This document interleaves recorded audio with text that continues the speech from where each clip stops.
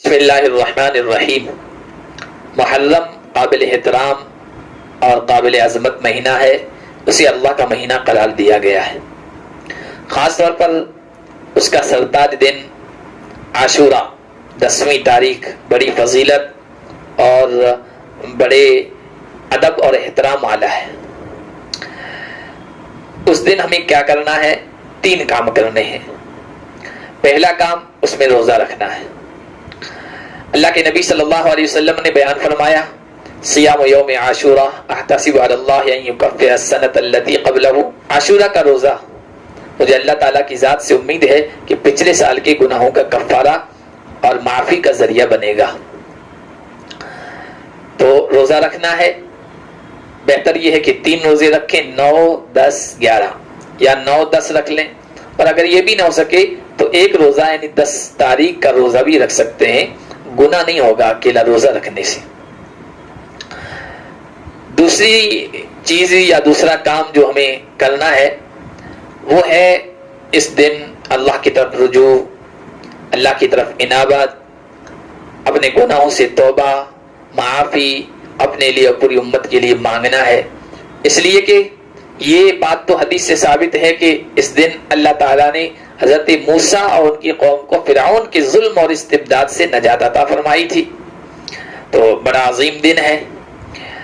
دوسری باتیں بہت ساری تاریخ کے حوالے سے ہمیں ملتی ہے، ان میں سے یہ بھی ہے کہ اسی دن حضرت آدم علیہ السلام کی توبہ قبول ہوئی، اسی دن حضرت یوسف علیہ السلام کو جیل سے رہائی ملی، اسی دن حضرت ایوب کو طویل لمبی آزمائش و بیماری سے شفا ملی، حضرت نوح کی کشتی طوفان آنے کے بعد اسی دن کوہ جودی پر لنگر انداز ہوئی، حضرت سلیمان کو اس دن بادشاہت ملی، حضرت یونس علیہ السلام کو مچھلی کے پیٹ سے نجات اور رہائی اس دن ملی، اور بھی واقعات بیان کیے گئے ہیں۔ یہ تاریخ کی کتابوں سے معلوم ہوتا ہے، واللہ عالم، اللہ ہی بہتر جانتا ہے۔ اگر یہ بات صحیح ہے تو پھر یہ واقعی برکت والا، عظمت والا اور توبہ کی قبولیت والا دن ہے۔ بڑے بڑے اہم واقعات اس دن پیش آئے تو اللہ کی طرف ہمیں رجوع کرنا چاہیے اور اللہ سے مانگنا چاہیے اپنے لیے، پوری امت کے لیے۔ حضرت موسیٰ کو جب فرعون کے ظلم و استبداد سے نجات عطا فرمائی تو اس دن کی مناسبت سے، اس لیے کہ مناسبت کی جو دعائیں ہوتی ہیں موقع کی، وہ اللہ بہت جلد قبول فرماتا ہے۔ قرآن میں اس کی بہت ساری دلیلیں ہیں۔ حضرت زکریا علیہ السلام کو اولاد نہیں تھی، وہ اولاد مانگ رہے ہیں، اللہ تعالیٰ سے مانگ رہے ہیں، بہت طویل عمر ہو گئی۔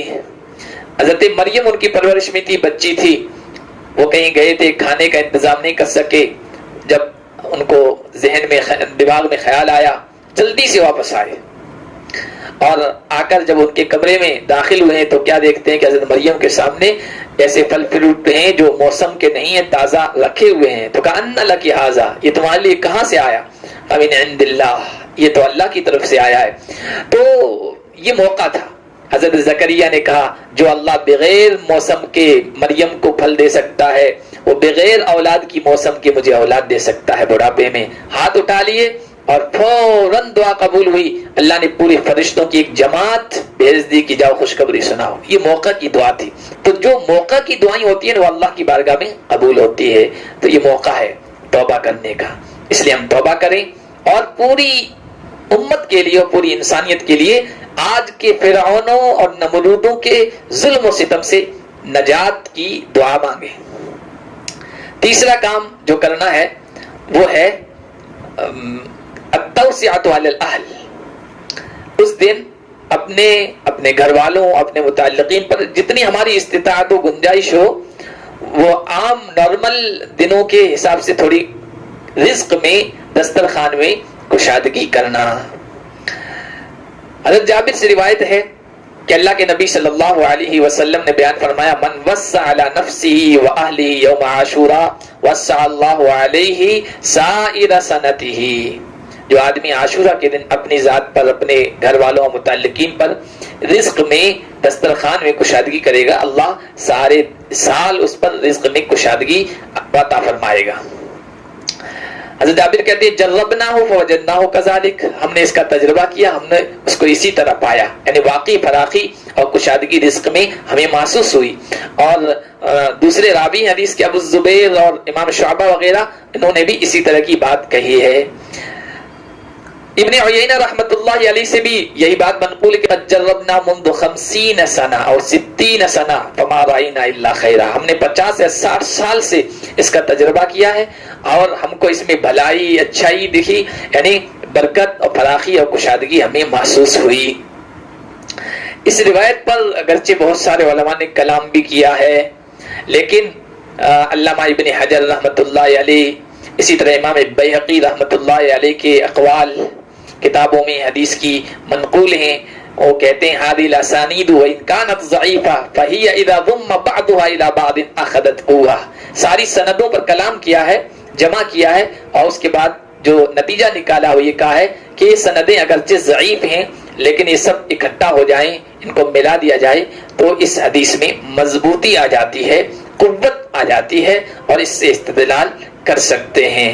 تو اگر آپ کے پاس گنجائش ہے تو آپ یہ بھی کام کر لیں، اگر گنجائش نہیں ہے تو علماء نے لکھا ہے کہ فَلْيُوَسِّعْ فِي أَخْلَاقِهِ، اپنے اخلاق میں کشادگی کر لیں، اس دن کم از کم اچھے اخلاق سے، خندہ پیشانی سے، حسن اخلاق سے لوگوں سے ملے، وَلْيَكُفَّ عَنِ الظُّلْمِ، ظلم سے، زیادتی سے، ناروا سلوک سے، برے اخلاق سے کسی سے ملنے سے پرہیز کرے، یہ بھی اس کی طرف سے اچھی بات ہوگی۔ یہ 3 باتیں ہیں، اس کے علاوہ جتنی بھی باتیں ہیں وہ صحیح نہیں ہے۔ جیسے یہ لوگ بیان کرتے ہیں کہ اس دن غسل کریں گے تو سارے سال بیماری سے بچے رہیں گے، سرما لگائیں گے تو آنکھ نہیں دکھے گی، وغیرہ وغیرہ، یہ سب درست نہیں ہے۔ اور نہ کوئی خاص نماز اس دن منقول ہے، نہ کوئی خاص وظیفہ اس دن منقول ہے، بس آپ اللہ کی عبادت عام انداز سے کرتے رہیں۔ اللہ پاک ہم سب کو توفیق عطا فرمائے۔